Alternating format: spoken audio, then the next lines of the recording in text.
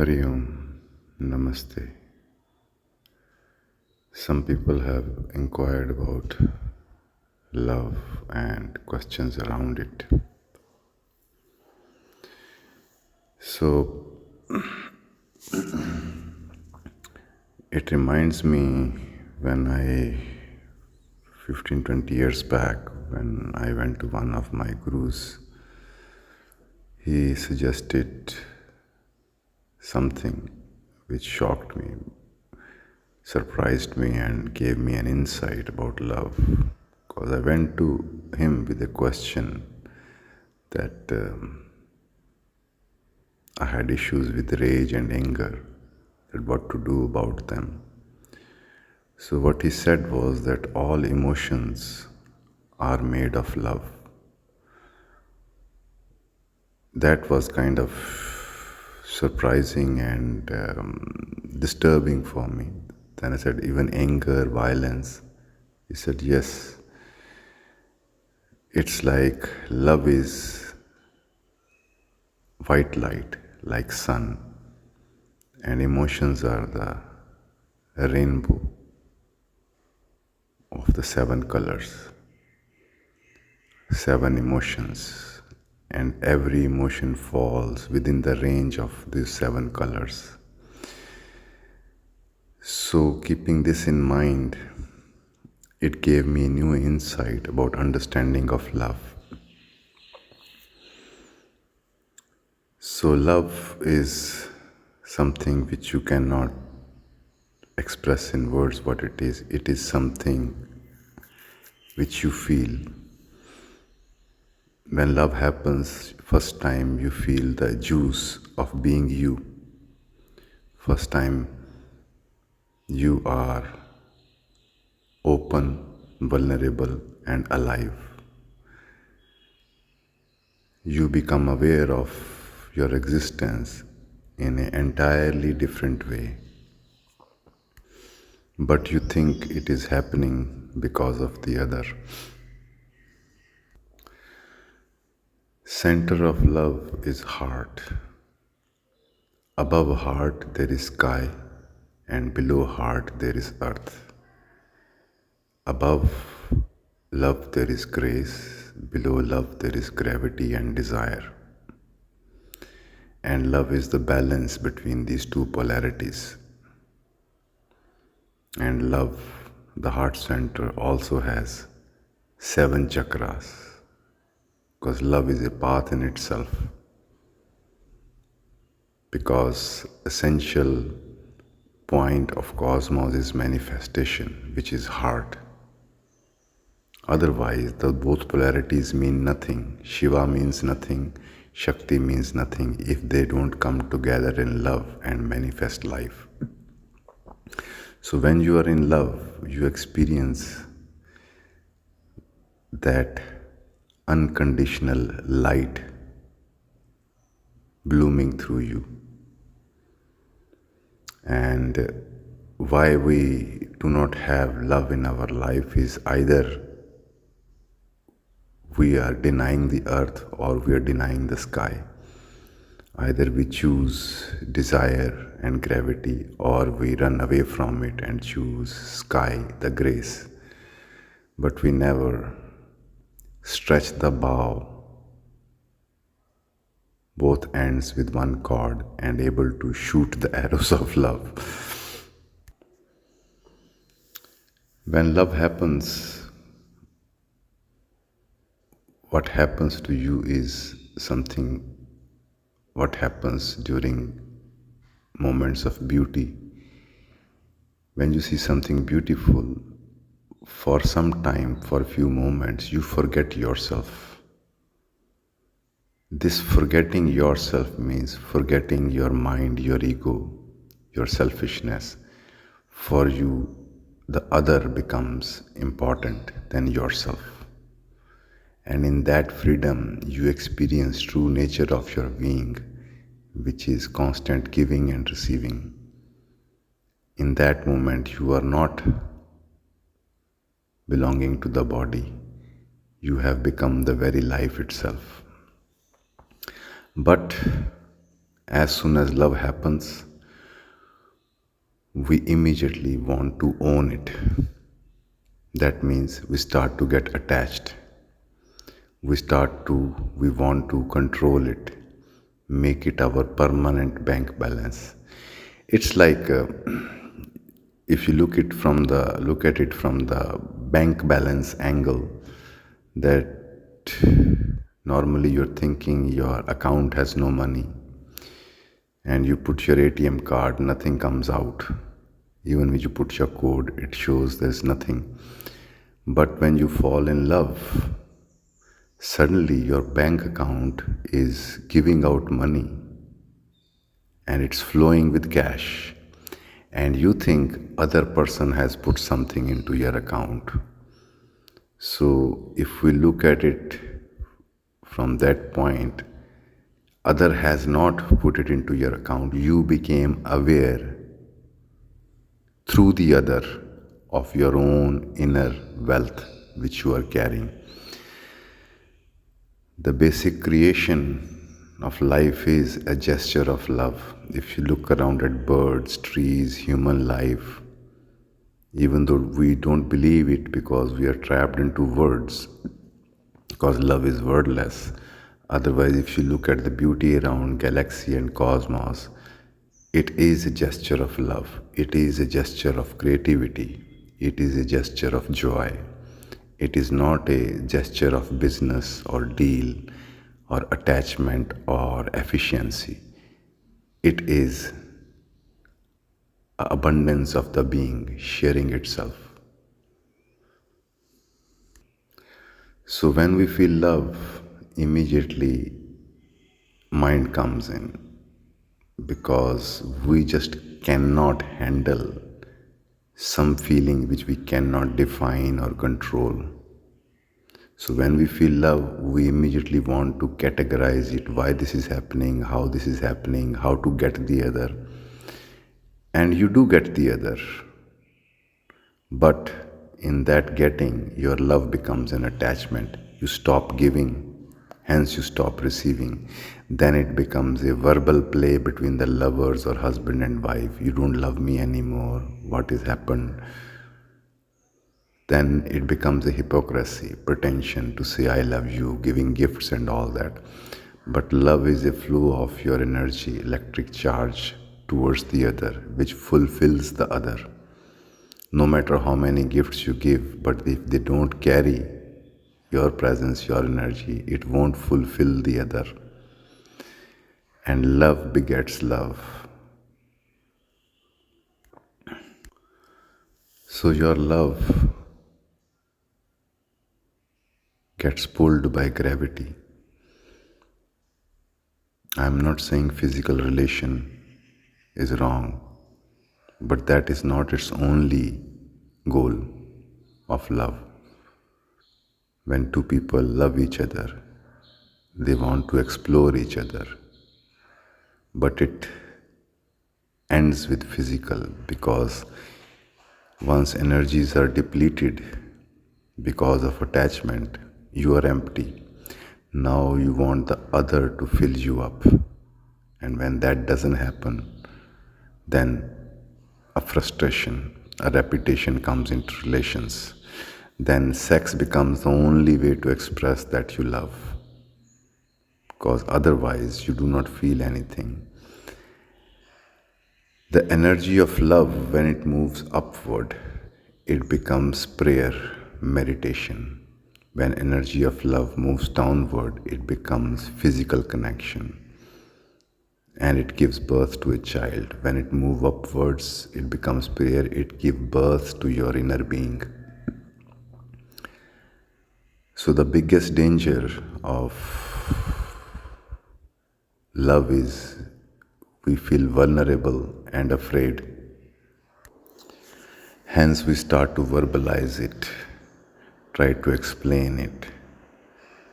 But my suggestion is, when love happens to you, do not think, just feel. Just feel the feeling of love. Feel the juice, how you're feeling about life because of love. Because that feeling is the feeling of your being. It has nothing to do with the other. Other has just triggered it. Whereas you are experiencing the love, and experience of love is a gift in itself. It doesn't need to become a business with the other that I love you so you love me back. You should be grateful that because of the other you are able to feel love. This way, even the other doesn't stay with you. You will not feel a loss because you have love. We do not want others. We do not want money. We do not want enlightenment. We want love. Because in love, you are one with the cosmos. You are vibrating with the cosmos. So this is something very important to understand. Because in devotion practice also, it is not about chanting the name, that how many times, how many hours I chant that I will get. For a devotee, for a bhakt, just chanting the name of divine is thrill, is a state of love. He or she doesn't ask anything more. Just chanting the name of your beloved gives you joy. Such unconditional connection with life. That is why bhakti surpasses worldly life and so-called spiritual yogic life. In both these lives there is a deal. I do yoga, I do tantra, so I will get liberated, I get enlightened, I get powers. I do this, and that for you, hence you give me money, give me attention. So this is the worldly life. But in devotion, your being here with life is thrill enough. You are happy to be with your beloved, which is this life. And that is why Krishna says that for my lovers, I come to meet them by breaking my own rules, because those rules applies to yogis or material people, but they don't apply to a devotee, because devotee is not making any deals, is not seeking any liberations or attachments. It is daring to love the total with no condition. And that is the essence of bhakti. But through love, if you have not experienced love, you cannot really experience bhakti. Through sex, towards love, towards devotion. These are the three stages of our growth. Avoid none, participate fully, understand what happens. In sex, you briefly become aware of your electric being, of your joy. And in love, more prolonged period till your mind comes in and spoils it. And then you realize if loving a person can give you so much joy, how it will be to love the divine. That's why devotion is a dare, because there is no promise. But in today's time, when you see lovers sitting together, they are sitting with their smartphones into their own worlds. Love means to be without any condition, because to be with is joy. You do not say, you do this, you do that, so I feel good. No, just being around you is joy for me. In the beginning, when you feel love, you see all of the person with vulnerability and openness and acceptance. That's why you are feeling love. But when attachment happens, you start to see some of the person, rest you don't want to see. You want to see only that which you like, and you do not want to see or reject which you don't like. And then starts the politics.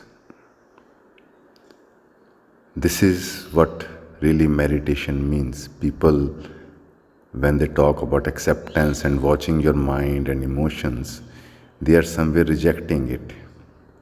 Otherwise, you have to look at your thoughts, your body, your emotions with love because it is part of you. You are engulfing it with your love, being aware of it. Being in love means being with, that means being aware unconditionally. You are nurturing the other to grow with your presence. And this is what meditation really is. You are just being with yourself and allowing yourself to be as you are and don't judge. Another aspect of love is it brings totality. You must have heard stories and saw many things in media that when people fall in love, they rebel against their families, against their jobs, against everything, and they end up doing things which they did not know were possible. Because that is the power of love, because it makes you total. That is power of your being. Once you are total, in totality also, anything you are doing totally and enjoying and deeply engaged into it, you are in a state of love and creativity. And there is a juice in that. So, other aspect to understand is that every emotion has its base in love. Even when you are angry, you are giving out a certain care and energy to the other. So, do not reject your emotions if you want to understand love.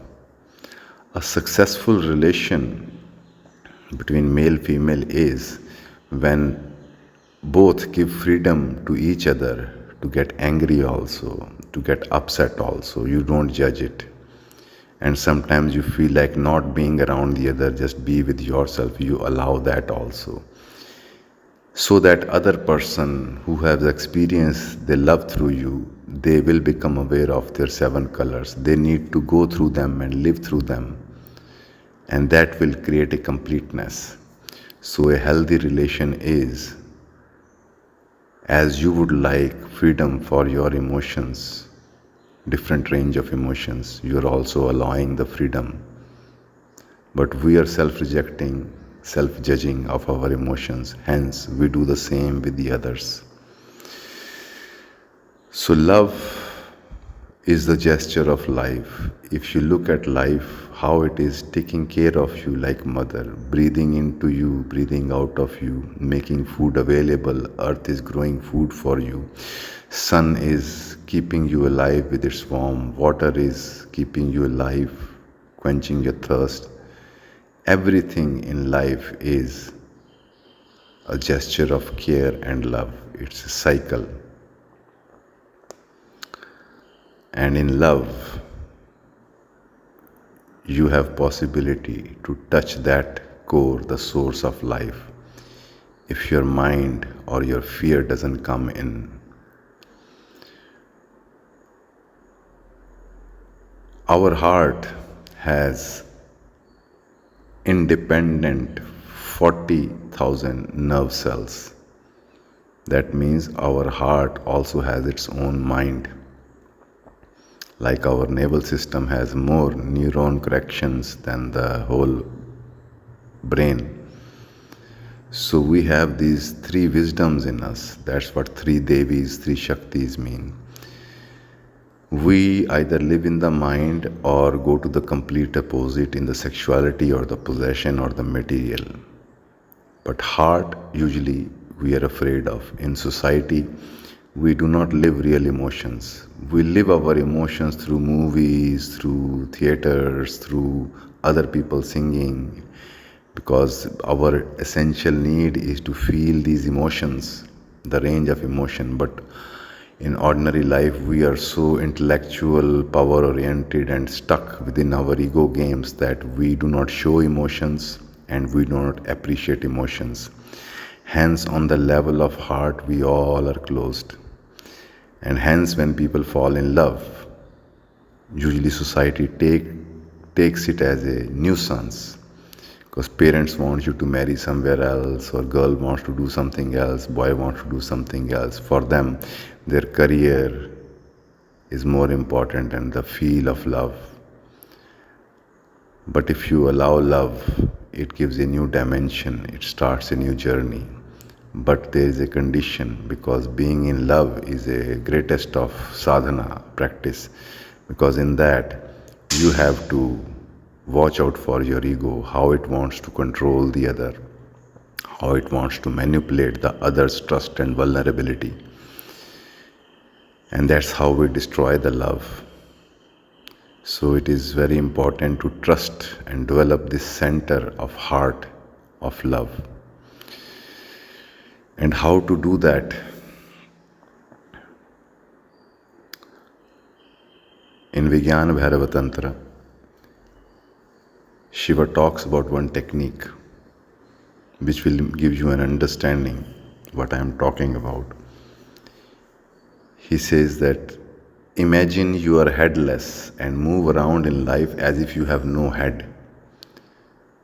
So here the key is that we are living in the mind. Anything beautiful happens, we immediately convert into words. We do not feel it. We do not feel the vibration of it. So mind is the poison, your constant chattering mind, which kills the love, which kills any creative feeling, and whole energy goes to the mind. Have you seen when people are in love, how much they talk about the other? Oh, this person is this person is that, but they are wasting. Instead of just sit and feel the other person. Don't verbalize, don't talk to others, just feel that joy you are feeling because of the presence of that person in your life. And if you give that energy, that will also help the other evolve, other grow. Then love becomes your power instead of it becoming your weakness.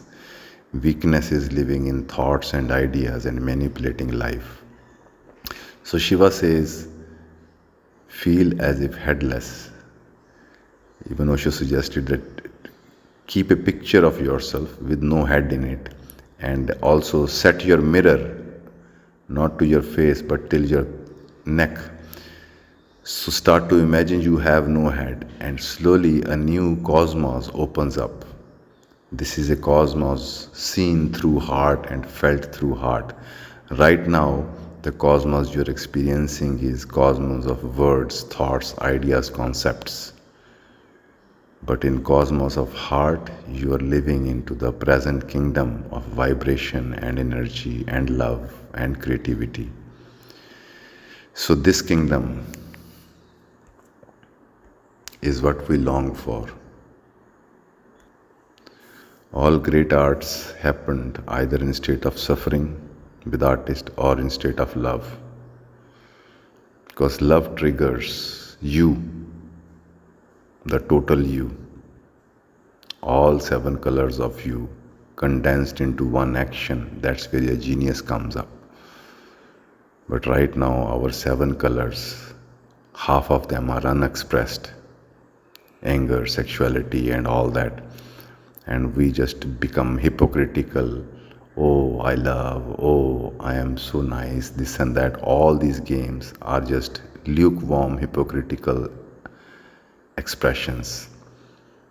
But when your energies, unrepressed, become unified into you, that's where you experience love. That's where you experience you are the sun. Your presence is the sun from the heart, which is activating your 7 colors. Sun doesn't reject its colors. It nourishes its colors. So as a being, you shouldn't reject your dimensions of emotions and expressions, but nurture each of them. If you can do that with yourself, only then you become capable of having a relation so that other also blooms with you. This is the tragedy which happens when we fall in love. We have such a hopes from our relation, but as soon as people get together, their mind takes over, manipulation takes over. Instead of letting love overtake their life, they try to overtake each other in the name of love. And if you could just surrender to love and whatever conditions it may bring, but you do not give importance to your ego games, but whatsoever is needed for the sake of love, that is the highest tapasya, highest sadhana. Same is with the meditation, same is with the devotion. You are putting your head, your ego out of the way.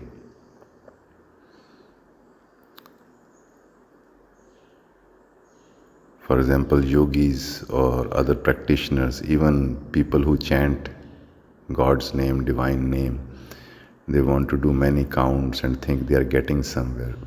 But with love, even if you chant just once, but with full heart, just one time a day, that is enough. That is heard. But as a repetition, as a practice, you keep on repeating, that doesn't go anywhere. It is the blah blah of your mind. It needs to carry the vibration of your heart. When you say Ram, when you say Krishna, say it like you are calling or chanting the name of your beloved. How you feel when you think or speak the name of your beloved. Your whole being is thrilled. This thrill is the essence because it electrifies you. It makes you come alive. In spite of any suffering, you suddenly feel joy. So let love be your stepping stone for the prayer. Let your sex be stepping stone for love. So that is the evolution of your energy. In the beginning, you experience little bit of love, but more of physical attraction. There is no problem. But know that source of it is love. And that's where Tantra and all these methods, they were about how to forget the other person, but stay with the feeling of love, because that is your treasure. And if you stay with that, you get more integrated with that, then your attachment with people and other things disappear. You just become like sun, just burning, like sun is burning, but it's not attached with earth. It doesn't want to possess the earth. But because of its burning and magnetism, earth keeps dancing around the sun, other planets also. So that is the power of love. We want others to stay with us, but we forget to love. We start to make deals. Promise me, stay with me. No, don't ask for such promises or don't even give such promises. You just focus on being loving, that's all. And remember, being loving does not mean becoming a kind of obligatory, a coward or a victim. Because usually people think if somebody loves you, you can misuse them. No, love doesn't take that shit either. Because if you really love the person, when you see they are doing something wrong, your love will tell them. But not to say something and you feel you love, no, then you're being a hypocritical, a coward. And love gives you the greatest of courage. And most of the warrior cultures are heart-oriented cultures, because heart, love, gives you courage to protect, courage to kill also for the sake of protecting, gives you immense power to fight. A person who has immense power to love, such person has immense power to fight also, because life is complete. When you have love, that means you will be given protection also of power, because to protect the love, the loved ones. It's not that if you love, you feel vulnerable, that you are weak. No. Love makes you strong. It gives you new inspiration for life, new meaning to life. It makes you alive. then you don't care about getting attached to people and keeping them into your pocket in the name of marriage or relation. But you give freedom to the other, because freedom is the greatest value, because love makes you feel free. You are made free from the bondage of your own ego, of your own thoughts, and in love you experience yourself free from all that. So don't make the mistake of bringing love back to your verbal prisons and business deals. That is the thing I would like to share with you, because this I speak after going through many relations in my youth for 20-30 years. The mistakes which happens is that you start to create images and plans because you feel love. So that is your greedy and coward part comes in and wants to own the thing. But real courage is not hold on to the person. Allow them their freedom. Because of that freedom, they stay around you. But when you run after something, try to grab, that's where you lose your love and other lose respect for you. Because first of all, somebody falls in love with you because they see the power of you, dignity of you, the beauty of you. But your mind kills it. It makes you a beggar, and then the love is gone. So be emperor and queens, share, and the right person will come along.